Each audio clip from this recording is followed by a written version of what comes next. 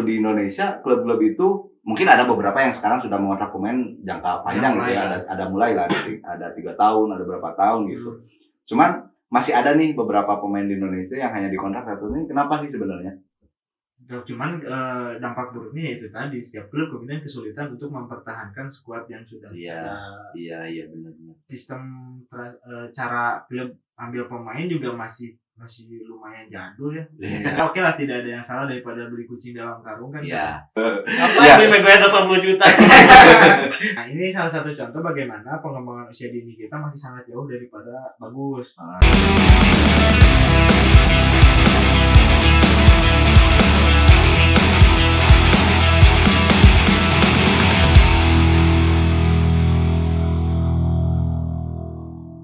Oke, kalau ngelihat dari bursa transfer di Indonesia gitu ya, di mana memang ada beberapa tim yang hanya mengontrak para pemain ini jangka pendek lah.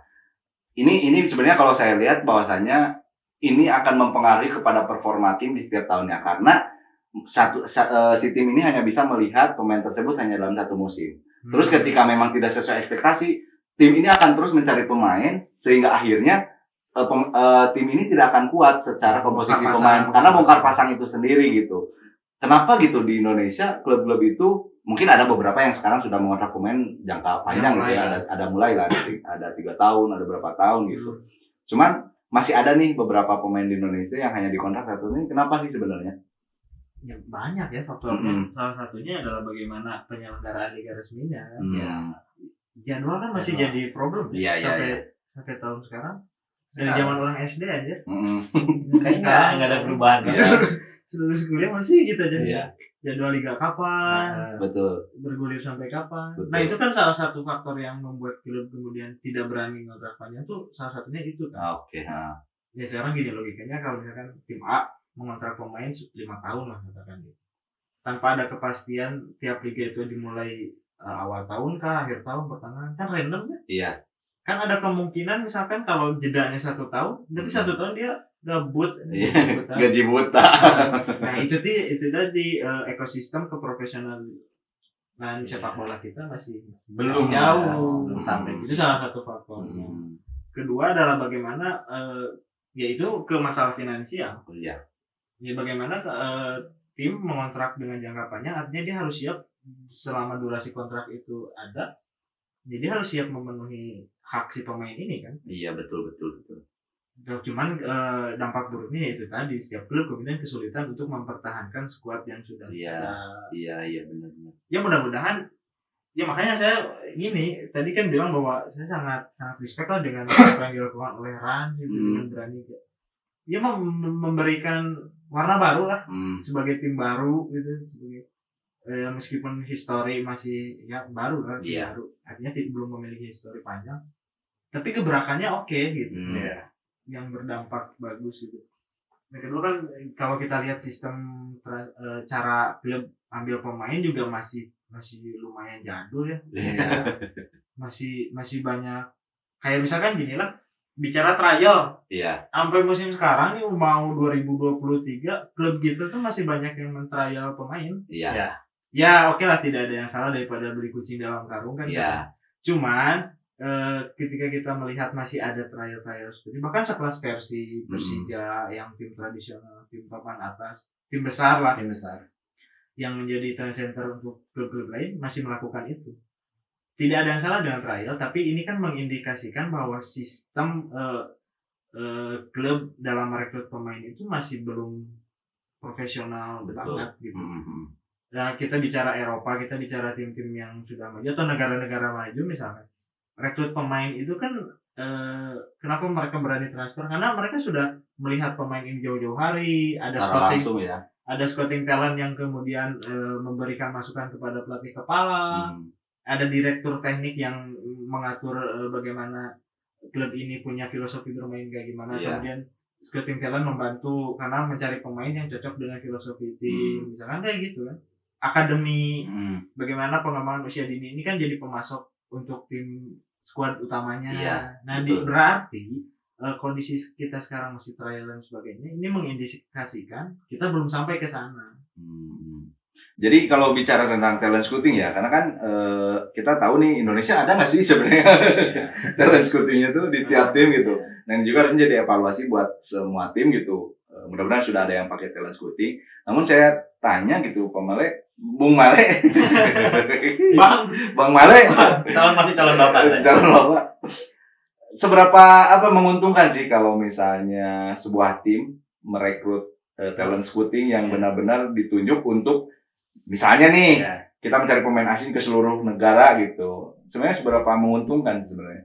Ya kalau saya lihat di klub-klub Eropa sana ya, klub-klub besar Eropa sana, talent scouting ini menjadi sesuatu yang penting buat klub untuk mencari atau menemukan pemain yang nantinya cocok buat filosofi permainan tim itu sendiri ya. Contoh misalnya di klub Manchester United misalnya. Siap. Dia punya talent scouting di negara-negara yang punya tradisi sepak bolanya bagus.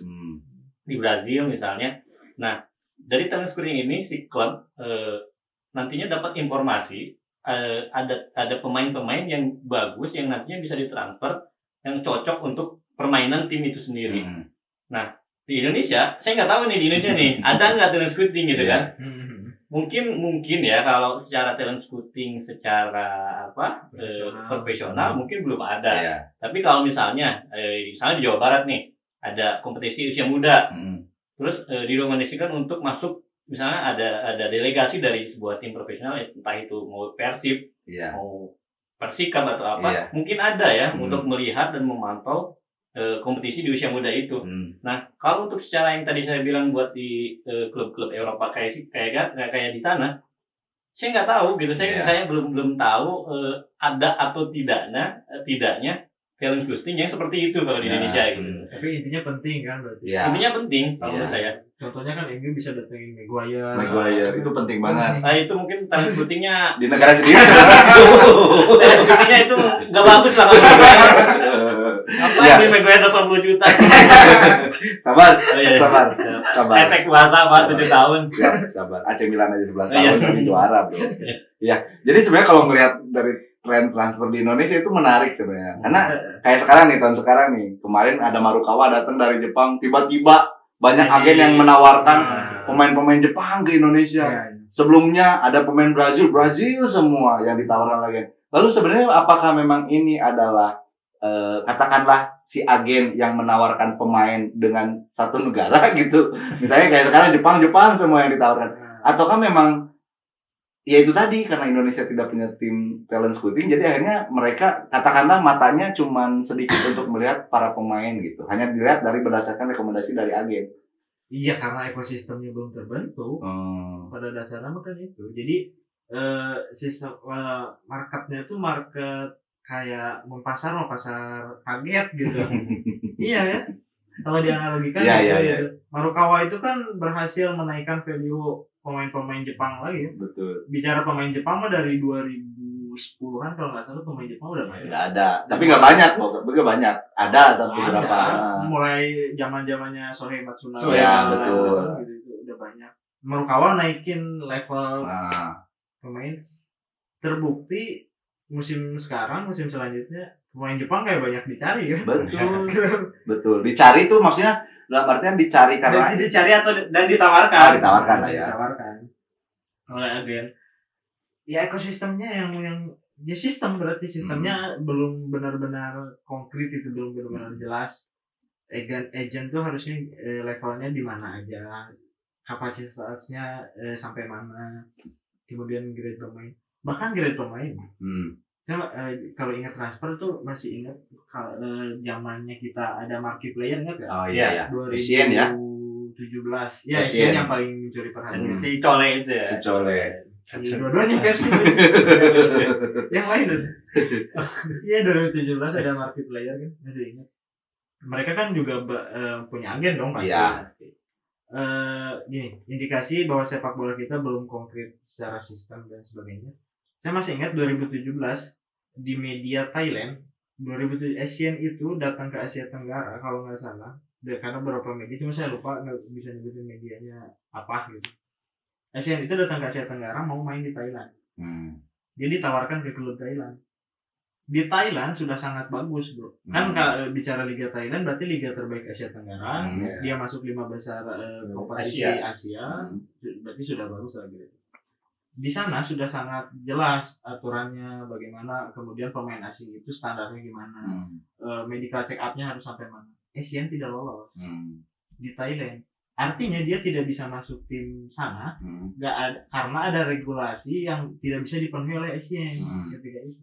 Di Indonesia bisa masuk. Kita tidak bicara bahwa ini sebuah kesalahan ya. Tapi bagaimana perbandingan kita tidak spesifik bagaimana Thailand misalnya. Kalau kita compare ke Thailand mengelola kompetisi dengan sangat profesional, spesifik sekali. Bagaimana infrastruktur, bahkan master pemainnya. Gitu. Bagaimana grade pemain asing Asia level minimalnya apa? Di kita tuh ada, kayak kalau nggak salah liga yang bermain di liga berapa gitu yang bisa masuk ya. Kalau nggak negaranya ranking FIFA minimal berapa ada. Tapi kemudian apakah itu terus di-upgrade, apakah itu terus di-upgrade setiap tahunnya, kemudian ini sudah valid atau tidak. Nah, itu jadi pertanyaan gitu. Ya, tapi keuntungannya datangnya marquee player pada waktu 2017 itu kan ada beberapa juga ya di tim lain ya. Itu juga meningkatkan industri sepak bola kita sebenarnya kan. Iya, bicara industri. Iya. Tidak ada yang salah dengan industri karena sepak bola adalah industri. Karena profesional artinya kan ya sudah berdiri sendiri kan, jadi sebuah bisnis gitu. Nah, bagaimana caranya mengelola sistem komersil ini tapi tetap si fokus sepak bolanya tidak hilang gitu. Kualitasnya. Iya. Ya mudah-mudahan liga kita mengarah ke arah sana setelah industri dinaikkan dengan ada marquee player. Mudah-mudahan nanti mengarahnya ke kualitas gitu. Ini juga kan harus dibarengi sebenarnya kalau bicara tentang jual beli pemain juga harus dibarengi dengan beberapa diklat-diklat di timnya masing-masing gitu ya. Karena wonderkid ini, penerus pemain bola ini khususnya di dalam negeri ini sendiri kan perlu adanya sarana dan prasarana untuk mereka bisa mengembangkan bakat mereka. Itu salah satunya di diklat gitu. Nah, kalau kita ngelihat dari di Indonesia sendiri sebenarnya diklat di semua tim ini sudah terfasilitasi belum sih? Kayak misalnya liga kelompok umur udah ada atau belum sih gitu. Ini juga jadi pertanyaan nih, karena di luar negeri kalau saya lihat gitu, bahkan usia-usia 15, 16 itu sudah dikontrak oleh tim-tim profesional gitu. Oh enggak bisa. Enggak bisa. Oh, salahin. Menyambung yang talent scout tadi ya, gimana memang ini juga menjadi faktor penting gitu. Apalagi talent scout ini kalau kita bicara tentang mencari bibit-bibit muda di dalam negeri gitu. Dimana memang setiap tim punya diklat masing-masing gitu. Nah, talent scouting juga bisa melihat potensi-potensi para pemain bagus di Indonesia ini melalui diklat ini. Cuma pertanyaannya adalah kompetisi kelompok ini, umur ini ada apa enggak? Misalnya kelompok umur 15, 20 dan lain sebagainya ini ada enggak sih di Indonesia gitu. Nah, itu juga kan jadi yang mempersulit juga. Sementara kalau misalnya pemain wonderkid di setiap tim sudah ada di ranah transfer, itu kayaknya menarik juga nih buat pemain di Indonesia gitu ya. Setahu kita kan ada, tapi kualitasnya gimana? Kalau nggak salah kan ada Piala Suratin. Ormas kalau di Jawa Barat. Terus Liga 1 juga ada, Liga 1 U20 kalau nggak salah. U20 ada, cuman ya itu tadi mungkin karena ekosistemnya belum terbentuk, kemudian klub juga belum melihat ini sebagai sebuah keharusan bicara scouting talent tadi kan. Kalau sebenarnya kan ini potensi ya, pemain-pemain muda ini teh masuk fondasi awal untuk jadi industri kan. Kalau di luar gini pemain kita kan lagi rame-ramenya abort ke luar negeri. Nah, salah satu syarat yang diinginkan oleh agen-agen luar itu adalah pemain yang di bawah usia 20. Kenapa coba? Kenapa? Karena di sana adalah potensi bisnis. Asumsinya ketika mereka bisa mendatangkan pemain misalkan usia 18, mereka asumsinya bisa berkembang 2-3 tahun lagi. Berarti kan usia 20-an katakanlah gitu misalkan itu teman matematika. Di usia 20 mereka sudah matang, klub bisa menjual dengan harga yang lebih tinggi. Itulah kenapa mereka tertarik dan ada pengelompokan usia seperti itu. Kalaupun tidak dijual, dia bisa jadi pilar utama tim seniornya. Gitu. Makanya di kita ketika pemain-pemain bagus tapi usianya katakanlah di atas 23 itu sudah tidak terlalu menarik buat para agen di sana, termasuk klub di sana. Kecuali pemain-pemain di atas U23 di sana harus jadi pemain yang udah jadi gitu istilahnya. Nah itu salah satunya ekosistem, balik lagi ekosistemnya sudah terbentuk atau tidak gitu. Nah permasalahannya dengan ekosistem yang di kita masih belum terbentuk, pemain kita telat sekali untuk berkembang, ya kan? Kita lebih bicara gini deh, kelompok usia kemudian bicara timnas misalnya. Di kelompok usia kita bagus, bisa lah mengimbangi Brazil, Polon misalkan ya. Kemarin ngalahin apa? Ghana misalkan. Itu kan kalau level senior sulit ya. Gitu. Artinya kan kita punya kualitas. Tapi kemudian bicara pengembangan usia dini karena kompetisinya mungkin atau pasti kurang begitu berkualitas, artinya belum bisa menjadi wadah untuk para pemain-pemain muda kita untuk berkembang. Betul. Salah satu batu loncatannya main di tim senior. Tapi di tim senior tentu mereka akan sangat sekali kesulitan mendapat jam terbang biasanya. Iya betul. Karena kalau ini sebagai contoh aja ya, waktu kita menemukan Egy Indra Safri, menemukan Egy Maulana Fikri kan sebenarnya itu di kompetisi katakanlah tingkat rendah lah ya, maksudnya bukan rendah tuh, tingkat di bawah gitu, skup terkecil gitu. Maksudnya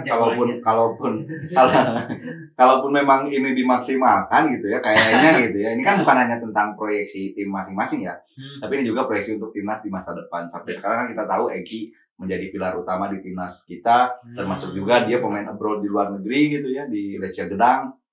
Ini juga kan menjadi kemarin. Seneca tapi keluar gara-gara klubnya. Ya. Jadi kan ini juga menjadi faktor yang menarik gitu ketika memang kita talent scouting ini hadir, terus kompetisinya ada, ini kan berpengaruh kepada transfer yang bukan di dalam negeri saja bisa dilakukan gitu, tapi di luar negeri juga bisa gitu. Seperti halnya tadi ketika bicara tentang abroad pemain luar negeri, ternyata ada kualifikasinya minimal bagusnya gitu untuk sisi bisnis dari sisi umur 20 ke bawah, itu kan menjadi daya tarik juga transfer ini gitu. Iya. Unik kalau bicara di Indra Safri menemukan talenta muda. Nah, ini salah satu contoh bagaimana pengembangan usia dini kita masih sangat jauh daripada bagus. Indra Safri, kalau bicara Indra Safri berarti kita harus bicara timnya Ivan Dimas ya, paling perhatian pertamanya. Nah itu kan hasil belusukannya seorang Indra Safri masuk ke daerah-daerah. Betul. Bahkan katanya sampai dia katanya ngeluarin kocek pribadi malah. Nah ini kan Indra Safri berarti sebegitu niatnya ya, sebegitu ya. Tapi dari satu sisi ini kan sebagai tamparan juga bagaimana kita belum punya pengembangan usia dini yang bagus. Betul. Talenta ternyata masih banyak yang mubazir di luar sana. Betul, bahkan kalau lihat dari siklusnya gitu main di timnas dulu kan, usia 16 kan, sebelum dia maksudnya terlihat di permukaan dia bagusnya kan berarti di timnas dulu kan, setelah dipanggil oleh Indra Safri kan. Sebetulnya dia di Ragunan, di SSB Ragunan kan sebenarnya dia. Ya akhirnya ketika di timnas dia muncul, baru nih banyak tim-tim yang tertarik mendatangkan Egy kan gitu. Coba kalau misalnya ada kompetisi SSB aja atau kelompok umur 15 mungkin yang profesional gitu ya, yang benar-benar dikelola dengan baik, kayaknya mungkin talent scouting akan lebih mudah mencari pemain-pemain muda mungkin. Gitu. Ya itulah jadi PR-nya kita semua, atau kita semua kan kita federasi sih kalau saya bilang. PR-nya federasi bagaimana caranya atau mengelola kompetisi di usia muda itu. Ya, betul. Tapi kalau saya bilang ya, bukannya pesimis, jangankan usia muda, di liga utamanya aja kita ya secara jadwal kita masih berantakan, terus malah kadang ada ketika timnas Indonesia main di suatu kompetisi berbarengan dengan liga masih berjalan, kan imbasnya itu pemain-pemain timnas itu nggak ada yang beberapa pemain klub nggak mau melepas pemainnya ke timnas. Iya, termasuk juga mungkin masalah waktu TC-nya juga kurang untuk persiapan timnas kan. Iya. Ya balik lagi kita bilang ya sistemnya dulu diperbaiki. Federasinya mau apa enggak nih perbaiki sistem di sepak bola Indonesia kita ini. Iya. Sebenarnya masih banyak PR ya berarti kan. Hal-hal yang ini bicara transfer yang dari paling skupnya kecil aja gitu ya.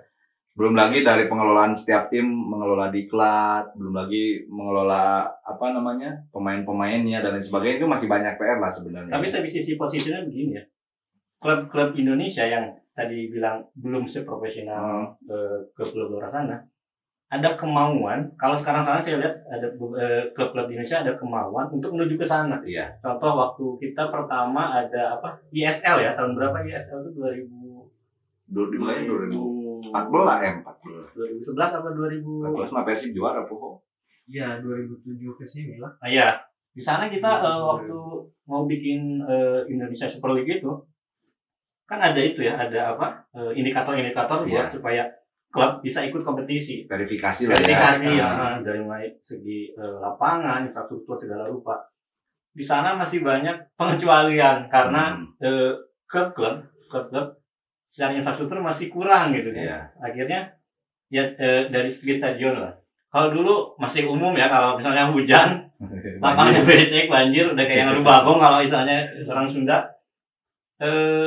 Kalau sekarang kan tanpa diminta, klub udah mulai ke situ kan. Berbenah lah ya.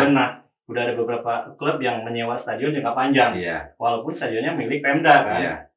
Terus walaupun tidak masuk verifikasi, beberapa klub sudah mulai membangun training ground itu kan. Itu salah satu, kalau saya bilang training center itu salah satu penunjang lah ya. Penunjang buat klub untuk berkembang ke arah yang profesional.